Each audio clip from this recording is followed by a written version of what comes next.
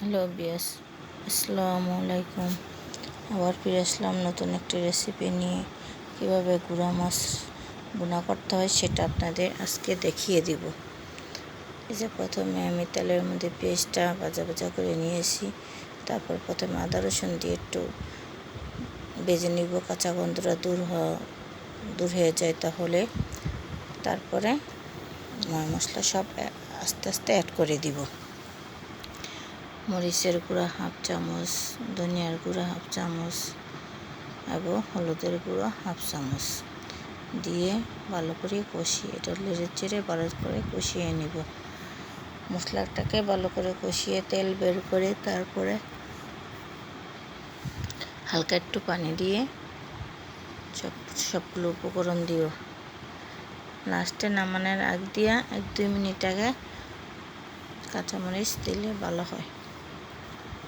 কাঁচামরিচের ফ্লেভারটা ভালো আসে। নামানোর আগ দিলে কাঁচামরিচের ধনিয়া পাতা দিয়ে নামিয়ে নিলে এটা ফ্লেভার ভালো আসে। আমি ভালো করে কষিয়ে যে মাছগুলো দিয়ে দিলাম।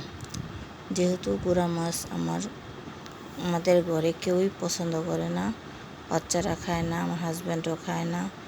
একটু মন চাইলে নেয়, না মন চাইলে না নেয়। আমি একা খাই, সেজন্য অল্প অল্প করে রান্না করি আমি একা খাওয়ার জন্য। এই যে আমার মাছটা মোটামুটি হয়ে এসেছে, একটু মাখা মাখা ঝোল রাখলাম।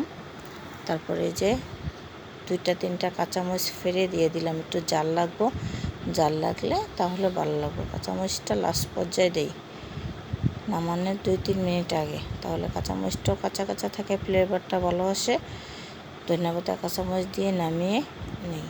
এই যে দেখেন কি সুন্দর কালার কম্বিনেশন সব কিছু। আপনাদের যদি একটু ভালো লেগে থাকে তাহলে আমার পেজটাকে একটু ফলো করবেন, লাইক কমেন্ট করবেন। ভালো থাকুন সবাই। আসসালাম।